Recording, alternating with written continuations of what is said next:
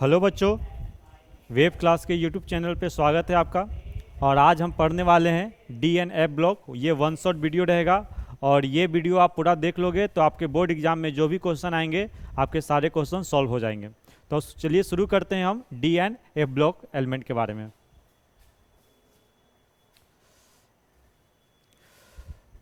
D block element, तो सबसे पहले है D block elements are called transition element. पहला चीज़ तो दिमाग में ये आता है कि ट्रांजिशन एलिमेंट होता क्या है। तो क्या बोला गया है, the element which have unpair electron in n-1d in ground state as well as in oxidation state. जब हम इलेक्ट्रॉनिक कन्फिगरेशन करते हैं तो इलेक्ट्रॉनिक कन्फिगरेशन करने के दौरान जब हमें n-1d मतलब कि d ऑर्बिटल में अनपेयर इलेक्ट्रॉन हो तो हम ये समझेंगे कि यह ट्रांजिशन एलिमेंट है। हम एग्जाम्पल से इसको समझ सकते हैं। एग्जाम्पल से देखिए, जैसे मान लो कि हमारे पास क्या है, आयरन है। तो आयरन का जब इलेक्ट्रॉनिक कन्फिगरेशन करेंगे तो क्या होगा, आर्गन 4s2 3d6। ये क्या हो गया, ये जो आयरन है ये हमारा ये कितना है, ये फोर्थ पीरियड का है। आयरन क्या है, फोर्थ पीरियड। तो हमने कहा था कि n-1d सेल n-1d, तो यही है n बराबर ये 4 हो गया, 4 - 1 3, ये या n-1d ये क्या हो गया 3d। इस 3d में क्या होना चाहिए, अनपेयर इलेक्ट्रॉन होना चाहिए, मतलब कि फुल फील्ड ऑर्बिटल नहीं होना चाहिए। तो यहाँ पे कितने दिख रहे हैं, 1 2 3 4, यहाँ पे 4 अनपेयर इलेक्ट्रॉन दिख रहे हैं, इसलिए इसे हम क्या बोलेंगे, ट्रांजिशन एलिमेंट बोलेंगे। जैसे मान लो कि हमें देखना है क्या, मैग्नीज देखना है। मान लो कि हमें क्या देखना है, मैग्नीज देखना है, मैग्नीज। तो क्या हो जाएगा, आर्गन 18, ठीक है। और मैग्नीज है जो फोर्थ पीरियड में आता है, तो क्या हो जाएगा 4s2 3d5। तो 18 2 20 और 5 25। अब ये देखेंगे कि n-1d में चले जाना है, n-1d में चले जाना है। तो 1 2 3 4, 1 2 3 4 5, डी में है 5 इलेक्ट्रॉन, 1 2 3 4 5, और ये 5 तो क्या है, अनपेयर इलेक्ट्रॉन है ना, इसलिए इसको हम बोलेंगे ट्रांजिशन एलिमेंट। तो क्या जितने भी डी ब्लॉक के एलिमेंट हैं सारे ट्रांजिशन एलिमेंट है। डी ब्लॉक में हमारे कितने आते हैं, ग्रुप नंबर 3 से लेके ग्रुप नंबर 12 तक आते हैं। डी ब्लॉक ये एलिमेंट है। तो ग्रुप नंबर 12 में जो एलिमेंट है जिंक, कैडमियम और मरकरी, नॉट ट्रांजिशन एलिमेंट। ये ट्रांजिशन एलिमेंट नहीं आता है, क्यों, क्योंकि ट्रांजिशन एलिमेंट का जो भी डिफिनेशन है उसको ये फुलफिल नहीं कर पाता है। ट्रांजिशन एलिमेंट का क्या डिफिनेशन है कि डी ऑर्बिटल क्या होना चाहिए, ये पूरा फुलफिल्ड नहीं होना चाहिए, इसके पास अनपेयर इलेक्ट्रॉन होने चाहिए। तो अब यहाँ पे देखते हैं जिंक का, देखते हैं। तो जिंक का अगर हम इलेक्ट्रॉनिक कन्फिगरेशन करेंगे तो क्या होता है, 4s2 3d10, डी में कितने हैं, 10 के 10 इलेक्ट्रॉन है, इसलिए इसको हम क्या बोलेंगे, यह ट्रांजिशन एलिमेंट नहीं है। कॉपर का देख लेंगे, कॉपर का देख लेंगे। तब कॉपर का अगर हम देखते हैं तो इसका है 3d10 है, फिर भी ये ट्रांजिशन एलिमेंट है। क्यों, ये क्वेश्चन आता है कि कॉपर का इलेक्ट्रॉनिक कन्फिगरेशन 3d10 है फिर भी यह ट्रांजिशन एलिमेंट क्यों है। क्यों, क्योंकि ग्राउंड स्टेट में तो ये 3d10 है, पर हमें डिफिनेशन है कि या तो ग्राउंड स्टेट और ऑक्सीडेशन स्टेट, दोनों स्टेट में किसी एक में भी इसके पास अनपेयर इलेक्ट्रॉन हो गया तब क्या कहलाएगा, वो कहलाएगा क्या, ट्रांजिशन एलिमेंट। अब यहाँ पे देखो कॉपर में आपको पता है कि कॉपर +2 ऑक्सीडेशन स्टेट में आता है। अब +2 कॉपर ऑक्सीडेशन स्टेट में आता है, कॉपर का एटॉमिक नंबर है 29, यानी अब इलेक्ट्रॉनिक कन्फिगरेशन करेंगे 27 का, और 27 का करेंगे तो यहाँ पे मेरे पास क्या हो जाएगा, एक अनपेयर इलेक्ट्रॉन हो जाएगा। इसलिए कॉपर को हम बोलेंगे क्या, ये भी क्या है, ट्रांजिशन एलिमेंट है। जिंक, जिंक का क्या है, जिंक का ऑक्सीडेशन स्टेट है +2, जिंक का है ऑक्सीडेशन स्टेट जिंक +2। अगर 2 इलेक्ट्रॉन यहां से निकल भी गया तो सबसे पहले यहां से इलेक्ट्रॉन निकलेगा, तो हमारे पास क्या बचेगा, आर्गन 18 3d10। और यहां पे आप देख सकते हैं कि 3d10 है तो यहां पे क्या फुलफिल्ड है, डी क्या है, फुलफिल्ड है, फुलफिल्ड है। इसलिए हम जिंक को ट्रांजिशन एलिमेंट नहीं करेंगे। तो जिंक में जो भी एलिमेंट आएंगे, जिंक, कैडमियम एंड मरकरी, वो कोई भी ट्रांजिशन एलिमेंट नहीं है। पर कॉपर वाले सीरीज में कॉपर, सिल्वर और गोल्ड वो सभी ट्रांजिशन एलिमेंट कहलाएंगे। क्यों, क्योंकि वह ऑक्सीडेशन स्टेट में उसके पास डी ऑर्बिटल फुलफिल नहीं होता है। ठीक है, यही बातें यहाँ पे लिखी गई है। डी ब्लॉक एलिमेंट, जैसे कि मैंने बोला कि ग्रुप नंबर 3 से लेकर ग्रुप नंबर 12 तक जितने भी एलिमेंट आते हैं वो क्या होते हैं, डी ब्लॉक एलिमेंट होते हैं। कैसा होता है पीरियोडिक टेबल हमारा पीरियोडिक टेबल कैसा होता है, ये होता है इधर, ये एस ब्लॉक होता है, फिर इधर क्या होता है, डी ब्लॉक होता है, फिर ये पी ब्लॉक होता है, और यहीं से 3 to 12 होता है। यहीं पे क्या होता है, zinc, cadmium, Hg, copper, Ag, Ag। तो ये वाले जो एलिमेंट है, it is not called transition element, ये ट्रांजिशन एलिमेंट नहीं है, ये ट्रांजिशन एलिमेंट नहीं है, ये ट्रांजिशन एलिमेंट नहीं है, इन्हें हम ट्रांजिशन एलिमेंट नहीं कहते हैं। ये ट्रांजिशन एलिमेंट दिखाता है, ये जो है copper, AgAu so transition character, so transition character, so transition character in its oxidation state, in its oxidation state। ये अपने ऑक्सीडेशन स्टेट में दिखाते हैं और ये ऑक्सीडेशन स्टेट में भी नहीं दिखाते हैं, इसलिए इन्हें हम ट्रांजिशन एलिमेंट शो नहीं करते हैं। तो आपको ये बात अब समझ में आ गई होगी कि ट्रांजिशन एलिमेंट का डिफिनेशन क्या है। किसे कहेंगे ट्रांजिशन एलिमेंट? ट्रांजिशन एलिमेंट उसे कहेंगे कि जिसके पास n-1d सबसेल में इसके डी ऑर्बिटल में फुल फिल्ड इलेक्ट्रॉन नहीं होने चाहिए, कुछ अनपेयर इलेक्ट्रॉन होने चाहिए। ठीक है, आगे बढ़ते हैं। हाँ, अब आते हैं एलिमेंट ऑफ डी ब्लॉक। आपको डी ब्लॉक के एलिमेंट याद करने पड़ेंगे। हम लोग को पता है कि टोटल पीरियड कितने होते हैं, टोटल पीरियड 7 होते हैं। डी ब्लॉक कहाँ से शुरू होता है? डी ब्लॉक थर्ड पीरियड से शुरू होता है। तो third period, fourth period, fifth period, sixth period and seventh period. तो हमें थर्ड, फोर्थ और फिफ्थ, डी ब्लॉक शुरू होता है फोर्थ पीरियड से, डी ब्लॉक शुरू होता है फोर्थ पीरियड से। तो fourth period, fifth period, sixth period and seventh period. तो हमें 4, 5th और 6th के एलिमेंट तो हमें याद चाहिए ही चाहिए। अब इसके याद करने के बहुत सारे निमोनिक है, जो एक निमोनिक मैं आपको बताऊंगा। अब यहाँ पे देखिए, ये है 3D सीरीज। ये 3D सीरीज क्यों लिखे? ये 3D सीरीज ये लिखे हैं क्योंकि आपको पता होगा कि जब भी इलेक्ट्रॉनिक कॉन्फ़िगरेशन करते हैं तो सबसे पहले एस में इलेक्ट्रॉन एंट्री मारेगा। अगर डी में जाना होगा तो होता है तो क्या लिखते हैं? n-1d लिखते हैं। ठीक है, डी में जाना हो तो n-1d लिखते हैं। एफ में जाना रहता है तो क्या लिखते हैं? ns और n-2f लिखते हैं, इसलिए n-1d लिखा जाता है। ठीक है, तो ये क्या हो गया? 3D सीरीज हो गया। 3D सीरीज में scandium, titanium, vanadium, chromium, manganese, iron, cobalt, nickel, copper, zinc. ये आपको 21 से 30 तक तो चाहिए चाहिए। Scandium, titanium, vanadium, chromium, iron, manganese, copper, nickel, iron, cobalt, nickel, copper, zinc. तो ये याद करने का क्या तरीका है? याद करने का तरीका देखो, इसको हम याद करते हैं स्कूटी, यामा, ला। स्कूटी, यामा, ला, ये ग्रुप नंबर 3 है। स्कूटी, यामा, ला, यामा का स्कूटी है, इस तरह से सोच सकते हैं, स्कूटी, यामा, ला। इस ग्रुप को याद करने का तरीका देखो, इस ग्रुप का याद करने का तरीका क्या है? टी जड़ा हाफ, टी जड़ा हाफ। इस वाले ग्रुप को याद करने का क्या तरीका है? वो नवाब था, वो नवाब था। इस वाले ग्रुप का याद करने का क्या तरीका है?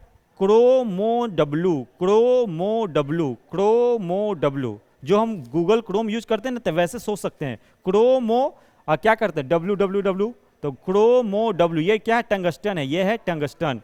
ये क्या है? MnTc रे। एमएन नाम का कोई आदमी है, वो क्या है? टीसी है। इसको याद समझ सकते हैं कि MnTc रे। इसको, ये तो आयरन का ही नाम है ना, फेरस, FeRuOs। ये है कोबाल्ट, रुहेडियम, इरिडियम, कोबाल्ट, रुहेडियम, इरिडियम। कोई रह रहा आयरलैंड, देखो, कोई रह रहा आयरलैंड। इसका ग्रुप 10 का क्या है? नहीं पढ़ पाते, नहीं पढ़ पाते, निकेल, पैलेडियम, प्लेटियम। इसका क्या है? ग्रुप 11 का है कोई आगे आओ, कोई आगे आओ। और ग्रुप 12 का क्या है? जीनी, कनाडा होगा, जिंक, कैडमियम एंड मरकरी, जीनी, कनाडा होगा। अब इसका देखते हैं general electronic configuration. D block element का जनरल इलेक्ट्रॉनिक कॉन्फ़िगरेशन क्या होता है? NS 0 से 2, n-1d 1 to 10। मतलब कि सबसे पहले S सबसेल में इलेक्ट्रॉन भरेगा, उसके बाद D में आएगा, तो होता है NS 0 to 2, n-1d 1 to 10। ठीक है, all D block elements are metal, जितने भी डी ब्लॉक एलिमेंट है वो मेटल होते हैं। अब इसका अगर आप एक दो एग्जाम्पल देखना चाहोगे तो देख लो। अगर आपको मान लो कि स्कैंडेनियम का इलेक्ट्रॉनिक कॉन्फ़िगरेशन करना, स्कैंडेनियम क्या होता है 21 होता है, ठीक है। तो सबसे पहले इससे जस्ट पहले इनर्ट गैस कौन सा आया है, इससे जस्ट पहले इनर्ट गैस है आर्गन, ठीक है। आर्गन, इससे जस्ट पहले आर्गन है। आर्गन का कौन सा पीरियड है, helium neon argon, third period है, यानी ये आया होगा फोर्थ पीरियड का सीरीज। ये किसका है, फोर्थ पीरियड का होगा, फोर्थ पीरियड का होगा। तो फोर्थ पीरियड कैसे लिखना है, NS यानी 4s, तो 18 और 2 20, ठीक है। उसके बाद n-1d, तो n-1d क्या हो जाएगा 3d। अब कितना बचा, 18 और 2 20 और 20 और 1 21। ये हो गया इसका इलेक्ट्रॉनिक कॉन्फ़िगरेशन। आपको क्रोमियम को देखना पड़ेगा, क्रोमियम 24, आर्गन 18, 4s2, 18 2 20 और 3d4। आपको पता है कि ये गलत है। आपको पता है कि कभी भी D4 and D9 not stable, not stable. तो D4 की जगह पे आएगा क्या D5 और D9 की जगह पे आएगा D10, ठीक है। तो यानी इसका इलेक्ट्रॉनिक कॉन्फ़िगरेशन क्या होता है, आर्गन 18, 4s1, 3d5, ठीक है। इसी तरह अगर हम देखना चाहें, कॉपर, अगर हम देखना चाहें कॉपर 29 क्या होगा, आर्गन 4s2, 18 और 2 क्या हो गया 20 और 3d9। ये भी गलत, क्यों, D4 and D9 not stable, यानी D9 की जगह पे क्या आना पड़ेगा D10। तो D10 आने के लिए क्या होगा, एक इलेक्ट्रॉन यहां से उठ के यहां पे चला जाएगा, और ये सारा स्टेबिलिटी का खेल है। 4s1, 3d10 होता है कि half field D, half field D and full filled are very stable, इसलिए क्या करते हैं, ये D9 से D10 हो जाते हैं। ये हुआ आपका इलेक्ट्रॉनिक कॉन्फ़िगरेशन। अब आते हैं इसके फिजिकल प्रॉपर्टी पे। आपको पता है कि डी ब्लॉक के जितने भी तत्व हैं जी, डी ब्लॉक के जितने भी एलिमेंट हैं वो सारे के सारे मेटल होते हैं। आपने क्लास 8 से पढ़ रखा है मेटल का प्रॉपर्टी। तो मेटल का प्रॉपर्टी में क्या आता है, मेटल का प्रॉपर्टी में मेटल का ही नाम में आ जाता है। मेटल का स्पेलिंग कैसे लिखते हैं, METALS, ठीक है। M फॉर मैलिएबल, मतलब ये क्या होता है, मैलिएबल होता है, beaten into thin sheet. E for conduct electricity, और ये थर्मल कंडक्टिविटी इलेक्ट्रिसिटी का भी होता है और हीट का भी होता है। T फॉर टॉन्साइल स्ट्रेंथ, मतलब कि इसे बहुत ही मजबूत होता है। A फॉर एलॉय, मतलब कि इट मेक एलॉय, यह एलॉय भी बनाता है। L फॉर लस्टर, इसके पास क्या होता है, साइन होता है। लस्टर मतलब क्या होता है, साइन, चमक होता है। S फॉर सोनोरस, सोनोरस मतलब क्या होता है, ये साउंड भी प्रोड्यूस करता है। और एक क्या होता है, डक्टाइल, ये क्या डक्टाइल, मतलब कि इसे हम क्या कर सकते हैं, एक लॉन्ग वायर में इसे हम ड्रॉ कर सकते हैं। यही सारी बातें इसमें लिखी गई है। M for malleable, beaten into a thin sheet. E for electrical conductivity as well as thermal conductivity. T for tensile strength. A for it form alloy. L for luster and shine. S for sonorous, produce sound. D for ductile, can drawn into a thin wire, can drawn into a thin wire.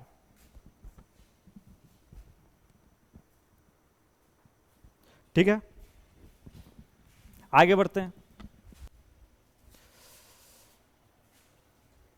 अब आते हैं इसके atomic size पे। इसका atomic size पे आते हैं। हम लोग जानते हैं कि एटॉमिक साइज मेनली होता क्या है।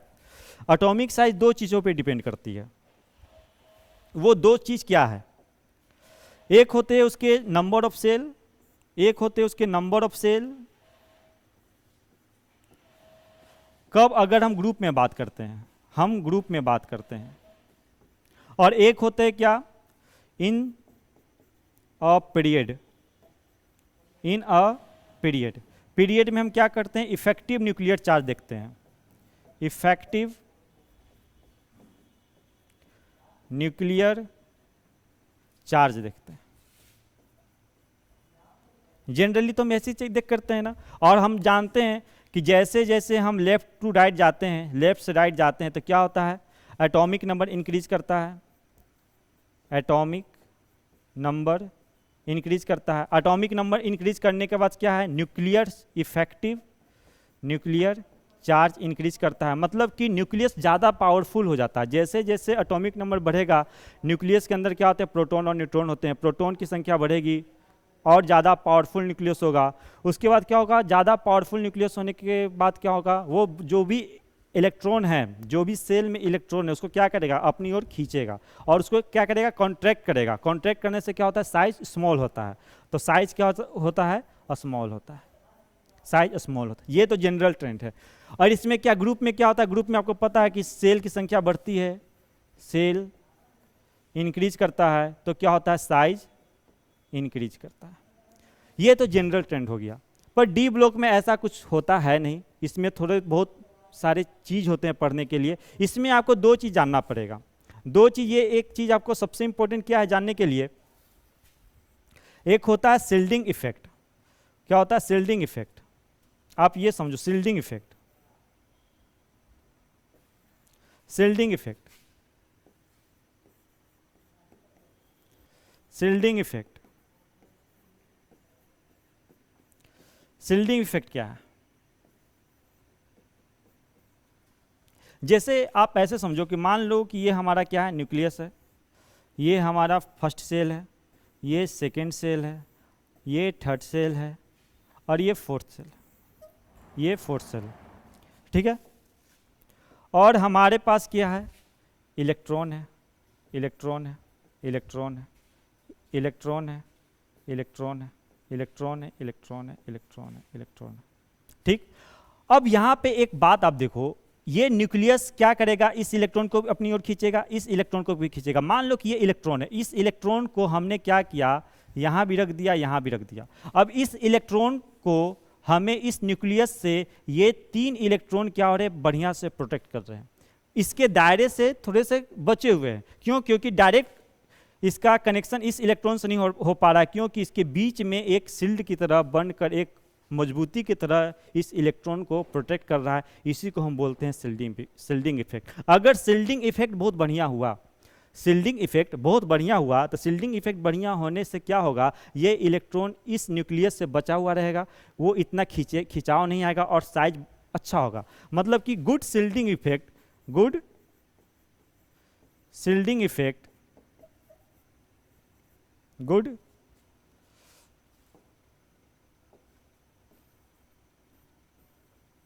good shielding effect, good shielding effect, large size, large size।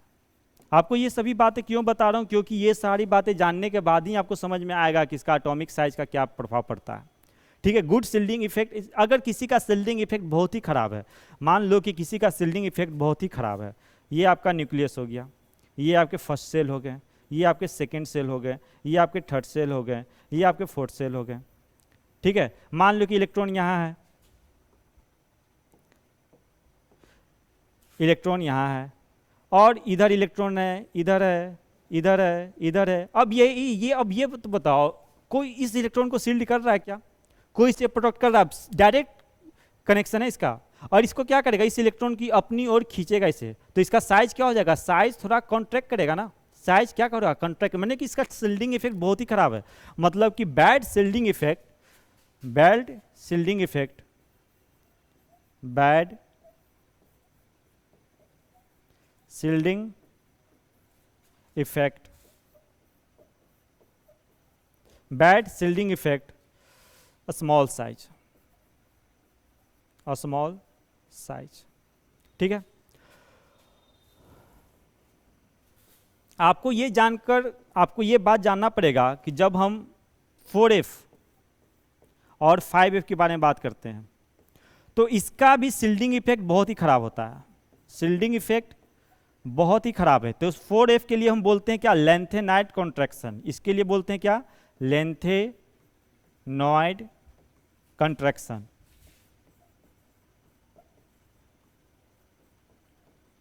और 5F के लिए बोलते हैं एक्टिनॉइड कॉन्ट्रैक्शन, एक्टिनॉइड कॉन्ट्रैक्शन। ठीक है, अब लेंथेनॉइड कॉन्ट्रैक्शन का मतलब क्या, poor shielding effect, very poor shielding effect, poor shielding effect, poor shielding effect. ठीक है, इन सब में सबसे खराब किसका, सबसे खराब very poor, very poor shielding effect, सबसे खराब शिल्डिंग इफेक्ट है 5F का। अब 4F का भी शिल्डिंग इफेक्ट खराब ही होता है।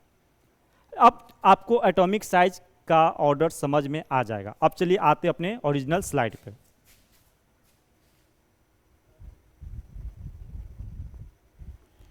अब आते हैं अपने ओरिजिनल स्लाइड पे।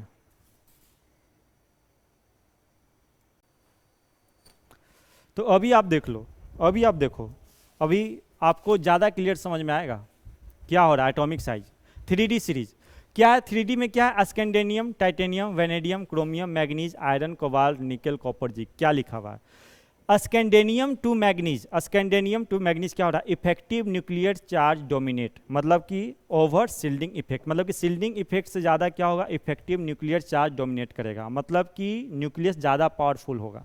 अब न्यूक्लियस ज़्यादा पावरफुल होगा तो क्या करेगा, उस इलेक्ट्रॉन को क्या करेगा, खींचे। दो ही चीज़ तो है, या तो न्यूक्लियस ज़्यादा पावरफुल हो, या तो शिल्डिंग इफेक्ट बहुत बढ़िया हो जाए। ठीक है, तो न्यूक्लियस बहुत ज़्यादा पावरफुल होने की वजह से क्या करेगा, स्कैंडेनियम का न्यूक्लियस क्या रहेगा, एटॉमिक नंबर 21 है, तो इसका न्यूक्लियस थोड़ा कम पावरफुल है। टाइटेनियम का क्या है, 22 है, वेनेडियम का क्या है, 23 है, क्रोमियम का क्या है, 24 है, मैग्नीज का क्या है, 25 है। ठीक है ना, आप इसको लिख सकते हो। आपको ये एटॉमिक नंबर तो पता ही होना चाहिए ना, ये 21 है, ये 22 है, ये है 23, ये है 24, ये है 25। ठीक, सबसे पावरफुल न्यूक्लियस इसका है, और पावरफुल न्यूक्लियस होने की वजह से क्या करेगा, इलेक्ट्रॉन की अपनी तरफ अट्रैक्ट करेगा। इसलिए इन यहाँ तक का साइज में सबसे कम साइज है मैग्नीज का। अब देखिए यहाँ पे क्या हुआ, आयरन, कोबाल्ट, निकल का साइज ऑलमोस्ट सेम है। क्यों, क्योंकि यहाँ पे इफेक्टिव न्यूक्लियर चार्ज और शिल्डिंग इफेक्ट आपस में बराबर हो जा रहे हैं। जो जितना खींचना चाह रहा है उतना ही उसको शिल्ड कर रहा है। ठीक है, तो यहाँ पे ये बराबर हो जाते हैं। कॉपर और जिंक वाले केस में क्या हो गया है, कॉपर और जिंक वाले केस में क्या हो रहा है कि जिंक के पास बहुत ही खराब, जिंक के पास जो है बहुत ही क्या है, शिल्डिंग इफेक्ट होता है। Shielding effect dominate, shielding effect dominate.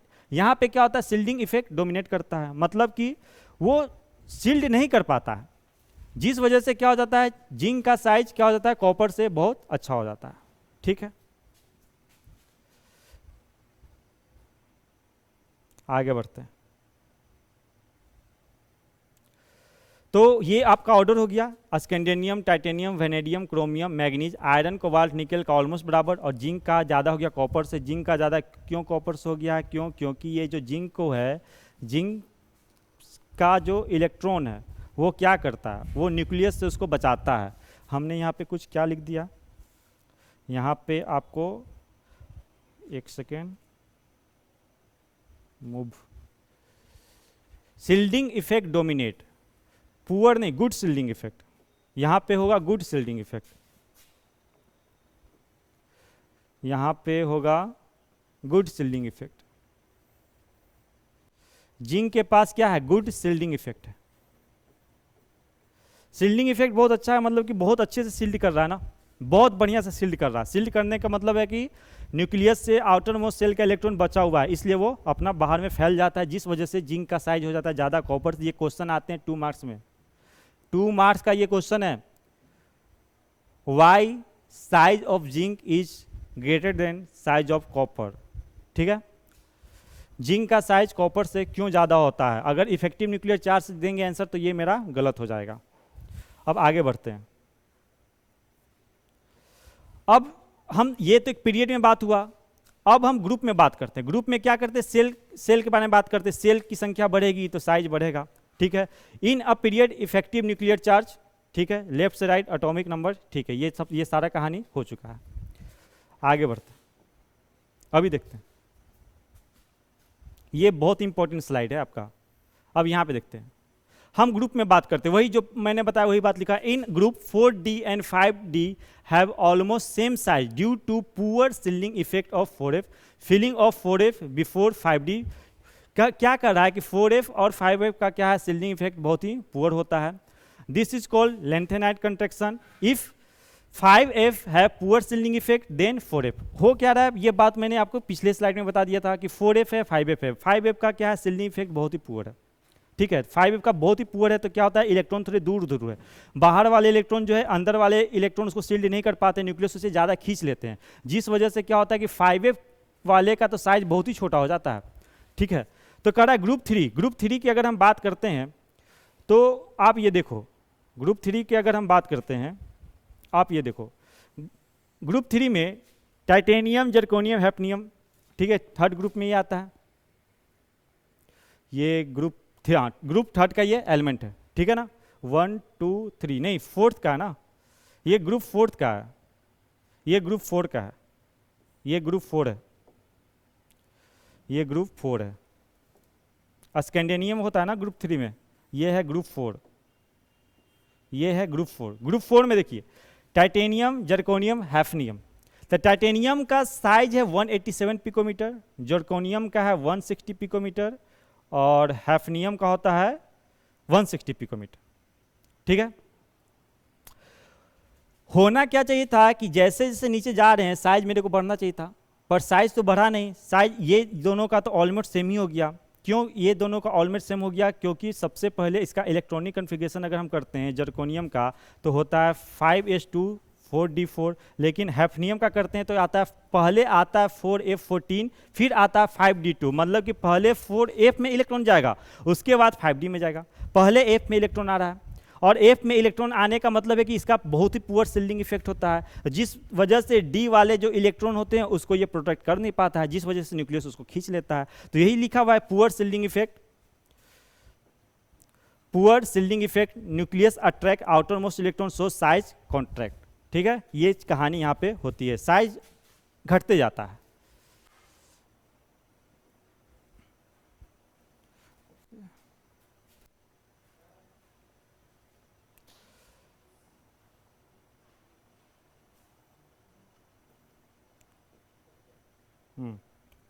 अब आते हैं अपना कहानी मेल्टिंग पॉइंट पे, ठीक है। मेल्टिंग पॉइंट का क्या कहानी है, मेल्टिंग पॉइंट का कहानी ऐसा होता है कि जितने ज़्यादा अनपेयर्ड इलेक्ट्रॉन होते हैं, जितने ज़्यादा हमारे पास अनपेयर्ड इलेक्ट्रॉन होंगे डी ऑर्बिटल में, उतने अच्छे ये मेटालिक बॉन्डिंग बना पाते हैं। More the number of electron, more the number unpaired electron in D orbital, जितने ज़्यादा अनपेयर इलेक्ट्रॉन डी ऑर्बिटल में होंगे उतने ज़्यादा ये क्या करते हैं, मेटालिक बॉन्ड बनते हैं। अब जितने अच्छे मेटालिक बॉन्ड बनेंगे, तो आप ही सोचो बहुत अच्छा मेटालिक बॉन्डिंग बन गया है, तो उसे तोड़ने के लिए हमें क्या चाहिए, हमें अधिक एनर्जी चाहिए ना, तो उसका melting point and boiling point क्या होता है, बहुत हाई हो जाता है। इसका यही कंसेप्ट है। देखिए क्या लिखा, as the number of electron increases metallic bond become stronger so they become hard and be high melting point and boiling point. अब इस पैटर्न को समझना पड़ेगा। देखिए इसका melting point and boiling point का ग्राफ इस तरह से होता है, स्कैंडिनेवियम से बढ़ेंगे, फिर क्रोमियम तक जाता है, फिर मैग्नीज में कम हो जाता है, फिर आयरन से तक इंक्रीज करता है, फिर डिक्रीज करता है। ये कैसे हो रहा है, इस पैटर्न को हमें समझना पड़ेगा, ये ऐसा हो क्यों रहा है। तो यहाँ पे देखो कंसेप्ट वही है, जितने ज़्यादा अनपेयर इलेक्ट्रॉन होंगे उतने स्ट्रॉन्ग मेटालिक बॉन्डिंग बनेंगे और उतना ही स्ट्रॉन्ग उसका melting point and boiling point होगा। तो आके ये बात को हम लोग समझ लेते हैं हुआ क्या है। अगर हम पूरे इलेक्ट्रॉनिक कन्फिगरेशन लिखें, अगर हम लिखें तो स्कैंडिनेवियम से लेकर जिंक तक ये सारा इलेक्ट्रॉनिक कन्फिगरेशन है। अगर हम देखें तो इसके पास एक अनपेयर इलेक्ट्रॉन है, इसके पास 2 है, इसके पास 3 है, इसके पास 5 है, इसके पास फिर से क्या है 5 है, इसके पास 4 है। देखो 3d6 यहाँ इसके पास 4 कैसे हैं, आप यहाँ पे देखो 3d6 1 2 3 4 5 6 इलेक्ट्रॉन भरना ना, 1 2 3 4 5 6, तो अनपेयर कितने हुए, 1 2 3 4, 4 ही हुए ना। उसी तरह इसमें 3 है, इसमें 2 है, इसमें 1 है, इसमें 0। ठीक है, जिंक के पास तो 0 है, ये तो मेटालिक बॉन्ड बनाता है नहीं, इसलिए ये मेटल होते हुए भी इसका क्या है, melting point and boiling point बहुत ही कम होता है। ये आज आप लोगों को पता चल रहा होगा कि जिंक मेटल होते हुए भी इसका मेल्टिंग पॉइंट और बॉइलिंग पॉइंट क्यों कम है, क्योंकि इसके पास देखो 3d10 है, इसके पास एक भी अनपेयर इलेक्ट्रॉन नहीं है। अनपेयर इलेक्ट्रॉन है नहीं तो मेटालिक बॉन्ड बनेगा कैसे। मेटालिक बॉन्ड होता क्या है, आप ये थोड़ा सा बात समझ लो। मेटालिक बॉन्ड है क्या, मेटालिक बॉन्ड है क्या, ये बात आप समझ लो थोड़ा। जैसे मान लो कि ये है न्यूक्लियस, ये है न्यूक्लियस, ये है outer most shell. Outer most shell है तो इसके पास इलेक्ट्रॉन होंगे, ठीक है। ऐसा ही बहुत सारा होगा, ऐसा ही बहुत सारा होगा, ऐसा बहुत सारा होगा। तो जितने ज्यादा अनपेयर इलेक्ट्रॉन होंगे तब क्या करेगा, ये न्यूक्लियस क्या करेगा, इस इलेक्ट्रॉन को खींचेगा, ये न्यूक्लियस क्या करेगा, इस इलेक्ट्रॉन को खींचेगा, ये न्यूक्लियस क्या करेगा, इस इलेक्ट्रॉन को खींचेगा, ये न्यूक्लियस क्या करेगा, इस इलेक्ट्रॉन को खींचेगा। और इस तरह से जो बॉन्ड बनते हैं उसको बोलते हैं मेटालिक बॉन्ड। और ये जितने ज्यादा स्ट्रांग होंगे उतने अधिक melting point and boiling point होता है। तो हम यहाँ पे बात कर लेते हैं, हाँ यहाँ पे बात कर लेते हैं, सारे का हमने देख लिया कि इसके पास 1 है 2, तो यहाँ पे देखो इसके पास 1 है तो इसका मेल्टिंग क्या, मेटालिक बॉन्ड स्ट्रांग तो होगा नहीं, इसका मेटालिक बॉन्ड तो बहुत ही वीक होगा।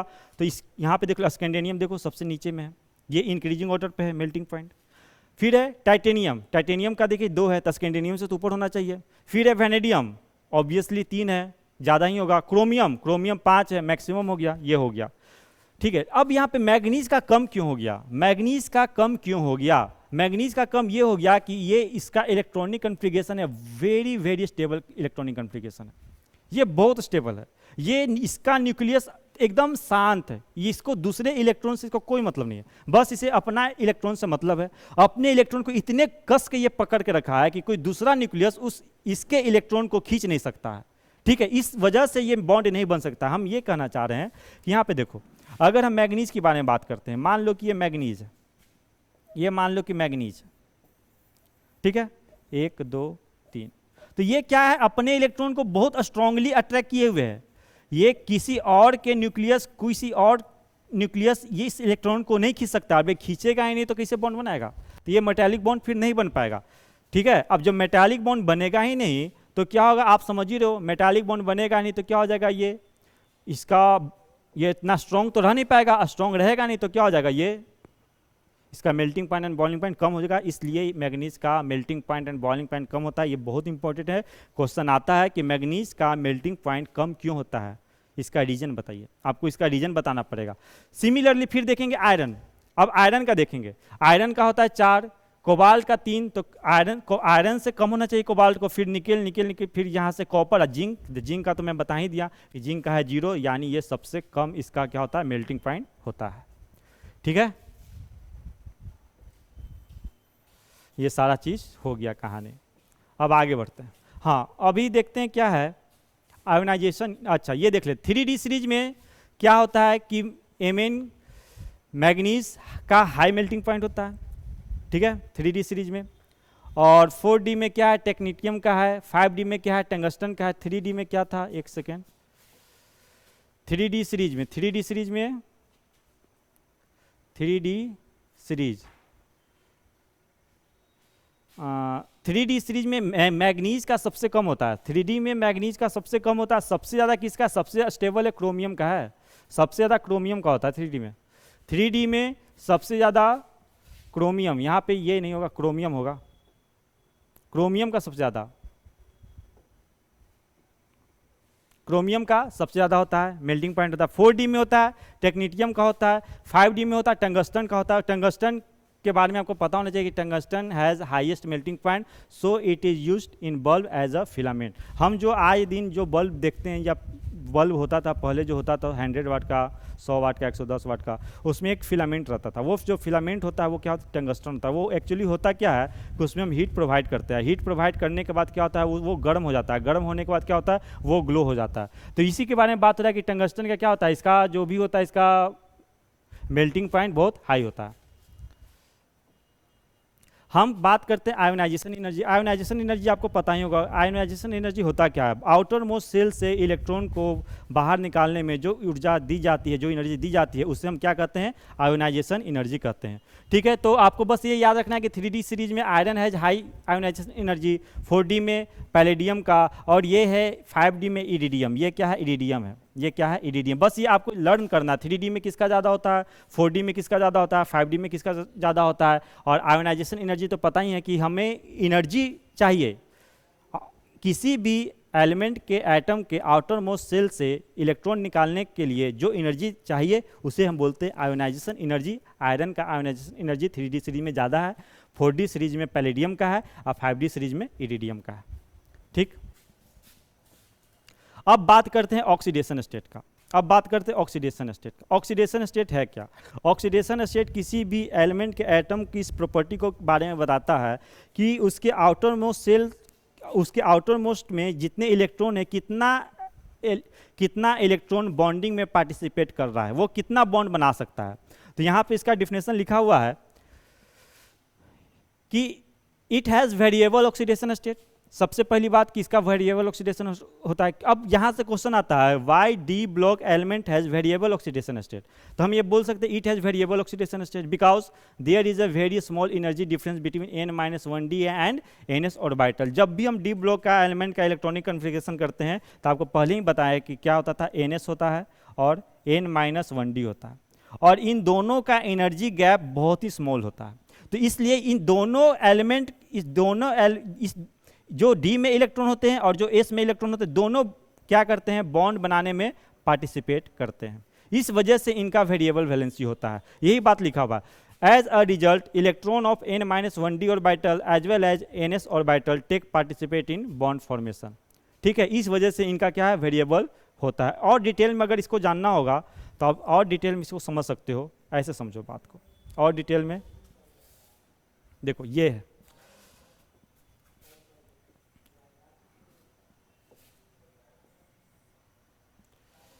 यहां से देखिए क्या, कुछ बातें आपको समझनी पड़ेंगी। सबसे पहले एस ऑर्बिटल के इलेक्ट्रॉन पार्टिसिपेट करेंगे बॉन्ड बनाने में। ठीक है, उसके बाद डी ऑर्बिटल के इलेक्ट्रॉन आएंगे। वो भी डी ऑर्बिटल के कौन इलेक्ट्रॉन आएंगे? जो हाफ फील्ड होंगे, मतलब फुल्ली फील्ड ऑर्बिटल पार्टिसिपेट नहीं करते, जिनके पास 1 इलेक्ट्रॉन होना चाहिए। ठीक है, तो यही बात लिखा है। First S orbital electron take participate, after that incomplete filled of n-1d orbital of electron take participate. Full filled D orbital electrons not take participate, मतलब कि जो भी फुल फील्ड होंगे वो बॉन्ड बनाने में पार्टिसिपेट नहीं करते हैं। अभी हम देखते हैं सभी का, देखते हैं यहाँ पे हमने एलिमेंट लिख दिया है, यहाँ पे ऑक्सीडेशन स्टेट लिख दिया है, यहाँ पे ऑर्बिटल डायग्राम लिख दिया है, और यहाँ पे भी क्या लिख दिया है? ऑक्सीडेशन स्टेट लिख दिया है। अब ये देखिए कैसे कैसे ऑक्सीडेशन स्टेट हम निकालते हैं। जैसे फॉर एग्जांपल हमने क्या लिया? स्कैंडियम लिया। स्कैंडियम का आपका इलेक्ट्रॉनिक कन्फिगरेशन क्या है? 4s2 3d1। यहाँ पे एस में आ गया 2 इलेक्ट्रॉन और डी में आ गया 1 इलेक्ट्रॉन। तो सबसे पहले ये 2 इलेक्ट्रॉन पार्टिसिपेट करेगा बॉन्ड बनाने में, तो हो गया क्या? +2। फिर ये 1 इलेक्ट्रॉन करेगा तो +2 और +1 कितना हो गया? +3। उसी तरह टाइटेनियम 4s2 3d2, सबसे पहले ये 2 इलेक्ट्रॉन पार्टिसिपेट लेंगे। ठीक है, फिर उसके बाद सिंगल ये इलेक्ट्रॉन लेंगे, ये तो 2 3 4। ठीक है, इसी तरह वैनेडियम इलेक्ट्रॉनिक कन्फिगरेशन लिख देंगे। पहले ये एस वाले पार्टिसिपेट करेंगे, फिर 2 ये तो हो गया, फिर 1 ये 3 हो गया, फिर 1 4 हो गया और 1 5 हो गया। फिर क्रोमियम, सब इसमें तो आपको पता है ये स्पेशल इलेक्ट्रॉनिक कन्फिगरेशन है, क्रोमियम का स्पेशल है। तो पहले 1 लेंगे, फिर 2, फिर 3, फिर 4, फिर 5, फिर 6। फिर मैग्नीज आपको पता है 2 हो जाएगा, फिर 3 4 5 6 7। आपको पता है ये 3D सीरीज में मैग्नीज का सबसे हाईएस्ट ऑक्सीडेशन स्टेट होता है। कैसे वेरी कर रहा है आप ये बात को समझ रहे हो कि ये सारा खेल इलेक्ट्रॉनिक कन्फिगरेशन का खेल होता है। जैसे मान लो कि हमको कोबाल्ट का देखना है, तो कोबाल्ट का आपसे कोई पूछ दिया कि आप बताइए कोबाल्ट का कितने ऑक्सीडेशन स्टेट में एग्जिस्ट करता है। तो सबसे पहले आप ये करो कोबाल्ट का आप ऑक्सीडेशन, जैसे मान लो कि आपको कोबाल्ट का बनाना है, आपको कोबाल्ट बनाना है, यहाँ से देख लो कैसे करते हैं। मान लो कि आपको कोबाल्ट बनाना है, कोबाल्ट का आपको जानना है कि कितने ऑक्सीडेशन स्टेट में ये एग्जिस्ट करता है। तो सबसे पहले इसका एटॉमिक नंबर होता है 27। इसका अगर हम इलेक्ट्रॉनिक कन्फिगरेशन करेंगे तो क्या लिखेंगे? Argon 18 4s2 3d7। एस में कितने इलेक्ट्रॉन है? एस में है 2 इलेक्ट्रॉन। डी में कितने इलेक्ट्रॉन है? 1 2 3 4 1 2 3 4 5 1 2 3 4 5 6 7। अब यहाँ पे देखो, या तो ये 2 इलेक्ट्रॉन पार्टिसिपेट करेगा बॉन्ड बनाने में, ये 2 हो गया, फिर या तो ये करेगा तो +3 हो गया, फिर या तो ये करेगा +4 होगा, या तो ये करेगा ये +5 हो गया। यानी कि कोबाल्ट का ऑक्सीडेशन स्टेट वेरी कर सकता है +2 +3 +4 +5, +2 से लेके +5 तक। सही है। उसी तरह जिंक का देख लेते हैं। तो जिंक केवल और केवल क्या करता है? जिंक केवल और केवल +2 में ही एग्जिस्ट करता है। और यहाँ पे कॉपर का थोड़ा सा स्पेशल है। कॉपर को अगर देखा जाए तो इसके पास पूरे फुलफिल्ड है, केवल ये एक ही होना चाहिए था, लेकिन ये +2 ऑक्सीडेशन स्टेट भी दिखाता है। तो आपके लिए सबसे इंपॉर्टेंट क्या क्या है आपको मैं बता देता हूँ। आपका सबसे इंपॉर्टेंट है ये +2 वाला, ये दोनों इंपॉर्टेंट है, ठीक है। और यहाँ पे देख लो, ये जो है आयरन का +2 और +3 दोनों एग्जिस्ट करता है ना। आयरन +2 और +3 में दोनों एग्जिस्ट में करता है। ये आपको अच्छा, ये है +2। और मैग्नीज का आपको थोड़ा सा ध्यान दे देना है। मैग्नीज का आपको थोड़ा ध्यान दे देना है। मैग्नीज का आपको थोड़ा ध्यान दे देना है। मैग्नीज का +2 और +4 होता है, और क्रोमियम का +3 सबसे स्टेबल ऑक्सीडेशन स्टेट इसका माना जाता है। और इन जनरल देखा जाए तो जो भी 3D सीरीज के हैं उनके जनरल ऑक्सीडेशन स्टेट +3 स्टेट में ही पाए जाते हैं। और वैसे आप जैसे भी चाहो आप ऑक्सीडेशन स्टेट निकाल सकते हो। ये है पैटर्न उसका। सबसे पहले आप उसका इलेक्ट्रॉनिक कन्फिगरेशन लिखो। पहले एस वाले पार्टिसिपेट करेंगे तो एस में होंगे 2, तो पहले तो वो तो 2 हो गए। उसके बाद जितने भी हाफ फील्ड रहेंगे, अनफिल्ड रहेंगे, जो कंप्लीटली फिल्ड नहीं होना चाहिए, 1 इलेक्ट्रॉन रहेगा तो उससे आप काउंट करते जाओ, वैसे वैसे उसका ऑक्सीडेशन स्टेट बढ़ते जाएगा। ठीक है, ठीक। अभी हम आते हैं मैग्नेटिक प्रॉपर्टी पे। मैग्नेटिक प्रॉपर्टी क्या होता है? मैग्नेटिक प्रॉपर्टी पे आते हैं। तो मैग्नेटिक प्रॉपर्टी हमारे पास क्या होता है? डायमैग्नेटिक होता है, पैरामैग्नेटिक होता है, फेरोमैग्नेटिक होता है, एंटी फेरोमैग्नेटिक होता है। तो आपको पता है ना कि जब पेयर इलेक्ट्रॉन होते हैं तो क्या होता है? रिपल्सन होता है। पेयर इलेक्ट्रॉन होने के पर क्या होता है? रिपल्सन होता है। तो रिपल्सन होने के कारण क्या होता है? वो अट्रैक्ट नहीं कर पाता ना मैग्नेट को, रिपल्सन होता है। डायमैग्नेटिक क्या होता है? Due to pair electron repel करता है। पैरामैग्नेटिक में क्या होता है? अट्रैक्शन होता था। अट्रैक्शन जब भी होगा तो उसके पास अनपेयर इलेक्ट्रॉन होंगे। तो पैरामैग्नेटिक में क्या था? Due to unpair electron weakly attract होते हैं। क्या होता है? वीकली अट्रैक्ट होते हैं। फेरोमैग्नेटिक में स्ट्रांगली अट्रैक्ट होगा, due to unpair electron strongly attract हो जाएगा। और एंटी फेरोमैग्नेटिक में मॉडरेटली स्ट्रांग होगी, मतलब कि सबसे ज्यादा अट्रैक्ट जो होगा वो होगा क्या? फेरोमैग्नेटिक में, उससे कम एंटी फेरोमैग्नेटिक में, सबसे कम पैरामैग्नेटिक में। ठीक है। डायमैग्नेटिक में क्या हो जाएगा? रिपल्सन ही होता है। ठीक है। बैटरी एक बार चेक कर लेते हैं सही है कि नहीं। हाँ, बैटरी तो है अभी। ठीक, आगे बढ़ते हैं। हाँ, एक बात है, मैग्नेटिक मोमेंट। आप मैग्नेटिक मोमेंट समझ जाओ क्या होता है मैग्नेटिक मोमेंट। तो मैग्नेटिक मोमेंट निकालने का कभी कभी क्वेश्चन आता है एग्जाम में कि मैग्नेटिक मोमेंट को हम म्यू से दिखाते हैं। इसका फॉर्मूला आता है √n × n+2। n क्या है? नंबर ऑफ अनपेयर्ड इलेक्ट्रॉन होते हैं। यूनिट क्या होता है? बोहर्स मैग्नेट्रॉन होता है, BM इसको बोलते हैं। अगर क्वेश्चन आ गया calculate magnetic moment of A divalent ion in aqueous solution if its atomic number is 25, अगर इसका एटॉमिक नंबर 25 है तो इसका क्या करना है?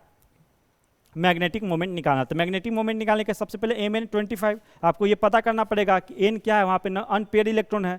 आपका फॉर्मूला क्या है? मैग्नेटिक मोमेंट का फॉर्मूला है n × n+2, और ये n क्या है? अनपेयर इलेक्ट्रॉन है। क्या है? Unpair electron. तो कैसे पता चलेगा? इलेक्ट्रॉनिक कन्फिगरेशन से ही तो पता चलेगा। तो आप ये मैग्नीज लिख लो। मैग्नीज का इलेक्ट्रॉनिक कन्फिगरेशन 4s2 3d5। तो ये जो 5 इलेक्ट्रॉन आप देख रहे हो ये क्या है? अनपेयर इलेक्ट्रॉन है। तो n बराबर 5 हो गया, तो म्यू बराबर 5 × 5+2, 5+2 7, 7 × 5 35, 35 का अंडर रूट 5.92 बार मैग्नेट्रॉन। इसका ये भी क्वेश्चन पूछा हुआ है कि मैग्नेटिक मोमेंट का यूनिट क्या होता है? तो बोहर्स मैग्नेट्रॉन होता है। एक क्वेश्चन तो ये हो गया। अब एक क्वेश्चन हो गया कि आपको यही दे देगा, आपको मैग्नेटिक मोमेंट दे देगा और आपसे पूछेगा कि बताइए इसके पास अनपेयर इलेक्ट्रॉन कितने हैं। तो उनका एक ट्रिक है कि जो भी पॉइंट से पहले वाले जो डिजिट होंगे, वही उसका क्या हो जाएगा? नंबर ऑफ अनपेयर इलेक्ट्रॉन हो जाएगा। यहाँ से देखो ये क्वेश्चन हम ये एक क्वेश्चन और लिया गया है कि इफ म्यू बराबर 1.72 Bohr's magnetron, then find number of unpair electron. तो इसका क्या ट्रिक है, take number which come before decimal, जो डेसिमल से पहले आता है। तो बताइए 1 पॉइंट से डेसिमल से पहले क्या है 1, इसका ऐसे भी समझ सकते, इसका आंसर 1 हो गया। अगर इसका इससे जस्ट पिछले वाले क्वेश्चन में ध्यान दोगे, आपका आंसर क्या है 5.92, और आपने कितना अनपेयर इलेक्ट्रॉन निकाला 5, यानी दशमलव से पहले वाला जो होता है वही होता है अनपेयर इलेक्ट्रॉन। ठीक है, अभी देख लेते हैं क्या है सम अदर प्रॉपर्टी, कुछ अदर प्रॉपर्टी है। क्या है, it form complex compound because it readily accept electron from donor atom. हाँ भाई, ये क्या होता है, इसके पास क्या होता है, वैकेंट ऑर्बिटल होते हैं ना, वैकेंट डी ऑर्बिटल होते हैं 3D में। तो क्या करते हैं, वो इलेक्ट्रॉन को एक्सेप्ट करके क्या करते हैं, कॉम्प्लेक्स कंपाउंड बना देते हैं।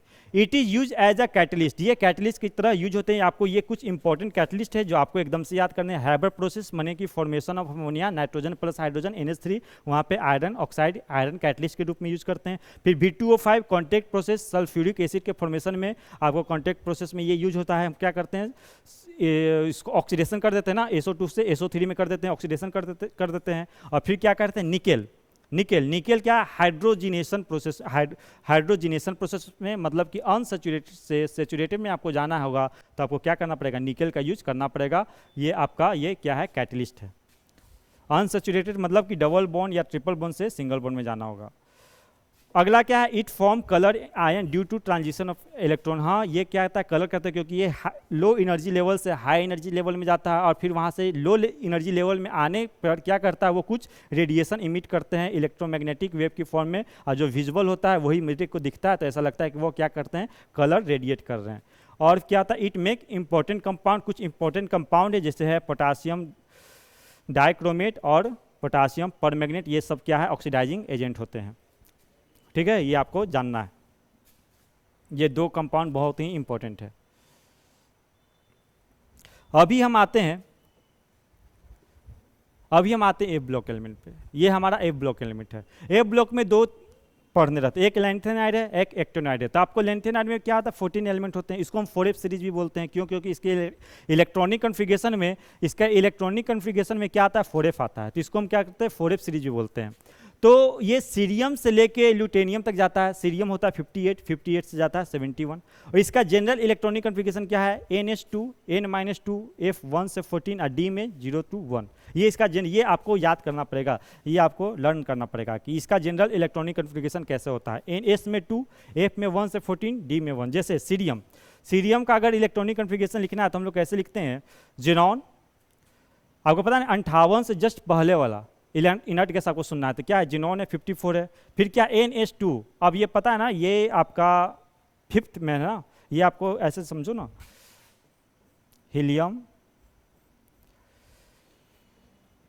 Neon, argon, krypton, xenon. तो ये 1 2 3 4 5, ठीक है, जिनॉन है। तो ये 5th में आता है, तो ये किस में आएगा, 6 में आएगा, सीरियम 6 में आएगा, तो 6H2, फिर N-2। जब भी S से F में हमको जाते हैं तो N-2 करते हैं, तो क्या होगा, 4F1 और 5D1। ठीक है, इसका ये इलेक्ट्रॉनिक कन्फिगरेशन है। ल्यूटेनियम का क्या हो जाएगा, जिनॉन 54, 6H2, 4F14, 5D1। ये सब तो आसान चीज़ है, ये यहाँ से क्वेश्चन आते हैं इसका इलेक्ट्रॉनिक कन्फिगरेशन लिखने के लिए। ये तो आपको पता ही होगा इलेक्ट्रॉनिक कन्फिगरेशन कैसे लिखते हैं। सिमिलरली क्या होते हैं, एक्टिनाइड होते हैं, उसमें भी 14 एलिमेंट। क्वेश्चन तो यहाँ तक आता है कि लैंथेनाइड में कितने एलिमेंट होते हैं, एक्टिनाइड में कितने एलिमेंट होते हैं, कहाँ से शुरुआत होता है लैंथेनाइड का, कहाँ से खत्म होता है लैंथेनाइड शुरुआत होता है सीरियम से, खत्म कहाँ होता है, ल्यूटेनियम पे खत्म होता है। 58 से कहाँ तक जाता है, 71 तक जाता है। ये इतनी सारी बातें आपको याद रखिए। इसका जनरल इलेक्ट्रॉनिक कन्फिगरेशन क्या होता है, NH2 होता है, NF1 से 14 होता है, फिर N-1D1 होता है। ठीक है, और सिमिलरली एक्टिनाइड सीरीज में 14 एलिमेंट हो जाते हैं। एक्टिनाइड में क्या, कहाँ से कहाँ तक जाएगा, थोरियम से लेके लारेंसियम तक जाएगा, 90 से लेके 103 तक जाएगा। इसका भी general electronic configuration same to same है, बस n का वैल्यू चेंज हो जाएगा। ठीक है,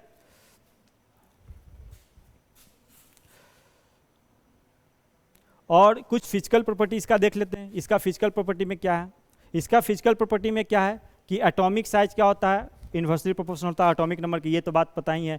एटॉमिक नंबर जब बढ़ेगा, शिल्डिंग इफेक्ट, ठीक है ना, उसके बाद साइज घटेगा। ठीक है, शिल्डिंग इफेक्ट बढ़ गया, साइज घट गया। ठीक है, ऑक्सीडेशन स्टेट, इसका ऑक्सीडेशन स्टेट मोस्टली +3 और +3 में होता है, लेकिन एक सीरियम है जिसका ऑक्सीडेशन स्टेट +4 में आता है। ठीक है, अब यहाँ पे आपका ये पूरा डी ब्लॉक और ए ब्लॉक का जो पूरा चैप्टर था ये आपका पूरा फिनिश होता है। आप इस वीडियो को 1 बार 2 बार 3 बार आप इसको देखिए और क्वेश्चन यहीं से आने वाला है। ठीक है, तो ये जितनी बातें बताई गई है, इन बातों को आप बहुत बढ़िया से आप नोट्स बना लें। सबसे पहले क्या करना है, आप कलम कॉपी लेकर बैठें। इसका पहले एक बार आप सुन लीजिए पूरी बातों को। इस वीडियो का क्या मतलब, पहले आप पूरा सुन लीजिए। एक बार सुनने के बाद आप क्या करिए, कॉपी पेन लेके बैठिए, फिर इसका नोट्स बनाइए। इसी को पढ़ के जाइए, आपका एग्जाम में बहुत ही बेहतरीन मार्क्स आएगा। ठीक है, तो मैं हूं अभिषेक कुमार, आज के लिए इतना ही। ठीक है, धन्यवाद, थैंक यू वेरी मच।